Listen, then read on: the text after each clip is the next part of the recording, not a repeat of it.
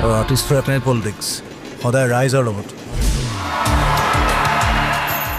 জুবিন আর নেই, এ যেন এখনো অবিশ্বাস্য। তার কথা বলতে গিয়ে আজও কণ্ঠ ভারী হয়ে ওঠে আসামবাসীর। সুরে সুরে বারে বারে ফিরে আসেন তিনি। কোটি ভক্তের হৃদয়ের ভার কমাতে মুক্তি পেয়েছে জুবিন অভিনীত শেষ সিনেমা রই রই বিনালে। আসামের পাশাপাশি ভারতের ৪৬টি শহরে দেখা যাচ্ছে সিনেমাটি। রূপালী পর্দায় প্রাণবন্ত জুবিনকে দেখতে মুখিয়েছিলেন ভক্তরা। প্রমাণ মিলেছে আগাম টিকিট বিক্রিতে। মুক্তির প্রথম দিনেই রাজ্যের ৯০টি প্রেক্ষাগৃহের সব টিকিট ছিল প্রি বুকড। ভিড় সামলাতে সকাল ৬টায় ও রাত ১২টায় শোয়ের ব্যবস্থা করেছেন হল মালিকরা। তোমার মা মরিল, শো মাস্ট গো অন। রই রই বিনালে ছিল জুবিনের স্বপ্নের সিনেমা। গল্প ও সঙ্গীত দুটোই তার সৃষ্টি। অভিনয় করেছেন এক অন্ধশিল্পীর চরিত্রে।